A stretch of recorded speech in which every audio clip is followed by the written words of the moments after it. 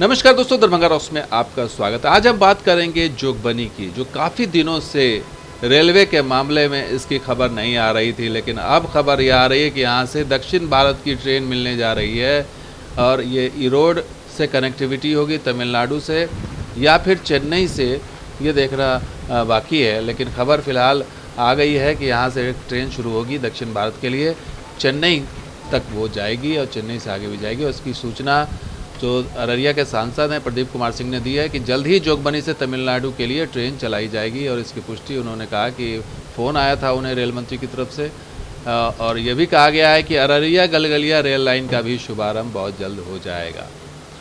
कब होगा ये नहीं बताया, लेकिन जल्द हो जाएगा। तारकिशोर प्रसाद भी लिख रहे हैं कि चेन्नई तक प्रतिदिन सीधी ट्रेन सेवा का परिचालन की स्वीकृति की जानकारी दी गई है। पूर्व मुख्यमंत्री हैं तो ये कह रहे हैं प्रतिदिन, और चेन्नई बता रहे हैं, जबकि प्रदीप कुमार सिंह ने कोई जगह का जिक्र नहीं किया है, सिर्फ तमिलनाडु बताया है।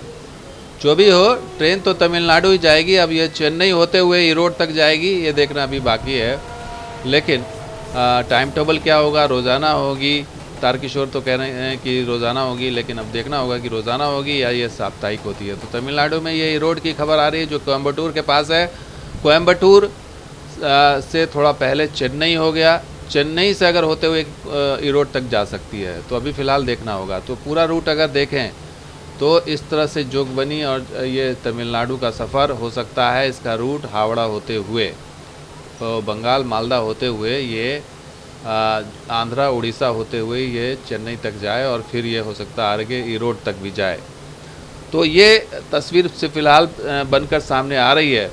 एक और मैप के ज़रिए समझा देते हैं कि ये ट्रेन जो है, अगर दो रास्ते हैं, एक तो फारबिसगंज से घुमा के इसको सहरसा होते हुए भी लाया जा सकता है, तो एक विकल्प ये भी है। अभी रास्ते का क्लियरिटी अभी नहीं हुई है, तो देखना होगा। तो एक रास्ता ये है कि जोगबनी से लाएं और फारबिसगंज से इसको राघोपुर होते हुए इधर सहरसा की तरफ ले जाएं, और एक रास्ता है कि सीधे फारबिसगंज से पूर्णिया होते हुए कटिहार होते हुए इसको सीधे हावड़ा बंगाल तक ले जाया जाए और फिर वहाँ से ये ट्रेन कोस्टल होते हुए, यानी कि समुद्र के किनारे ये ट्रेन जो है सफ़र तय करते हुए चेन्नई तक पहुँच जाए।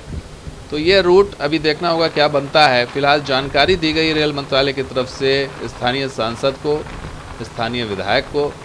अब देखना होगा कि ये ट्रेन जल्द बताया जा रहा है कि उद्घाटन होगी, जल्द होगी तो कब होती है। और आपको बता दें कि 7 तारीख को प्रधानमंत्री का दौरा लग रहा है बिहार के अंदर, एक और दौरा हो रहा है। हो सकता है कि उसी 7 तारीख को, यानी कि कल ही, इस ट्रेन की घोषणा हो जाए। एक और खुशखबरी आ रही है कि अररिया गलगलिया रेल लाइन चालू हो जाएगी, और इसके लिए जो एकमात्र हर्डल था वो अब कंप्लीट होने जा रहा है। यानी कि तो जो सीआरएस निरीक्षण बचा हुआ था रहमतपुर से पौआ खाली के बीच में, वो सीआरएस निरीक्षण होगा और साथ ही स्पीड ट्रायल भी होगा।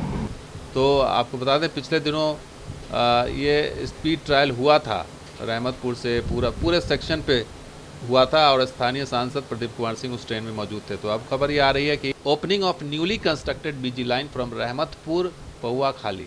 तो रहमतपुर और पौआ खाली के बीच में जो 84 किलोमीटर का है, उसको चालू करने के लिए सीआरएस निरीक्षण होने जा रहा है, इंस्पेक्शन होने जा रहा है।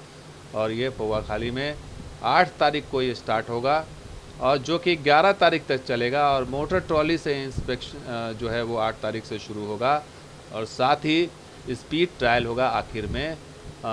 यानी स्टेशन टू स्टेशन ये ट्रायल देखा जाएगा, जांच होगी। उसके बाद स्पीड ट्रायल होगा 11 तारीख को।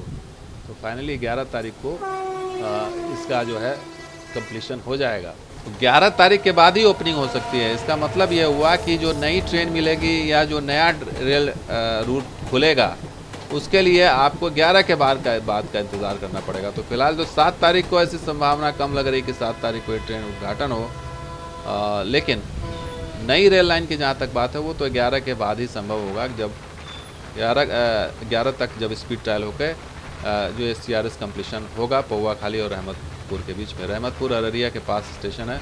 तो ये सारी डेवलपमेंट उस इलाके में हो रही जो रेल के मामले में पिछड़ा था, लेकिन अब रेलवे मैप पर प्रभुत्व जमाने के लिए तैयार है। और अब देखना होगा कि इस रास्ते का इस्तेमाल कैसे होता है, ख़ास करके जो सुपौल और मधेपुरा के इलाके हैं, सहरसा के इलाके हैं, या फिर झंझारपुर मधुबनी के इलाके हैं, इनको ये रेल रूट से कितना बेनिफिट होता है।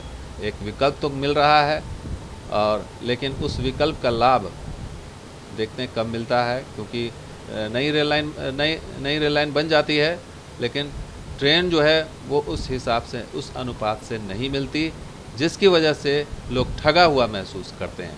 तो दोस्तों वीडियो कैसा लगा जरूर लाइक कीजिए, शेयर कीजिए, सब्सक्राइब कीजिए। कुछ और देखते दरबार करो। शुक्रिया, धन्यवाद। जय हिंद, जय बिहार, जय मिथिला।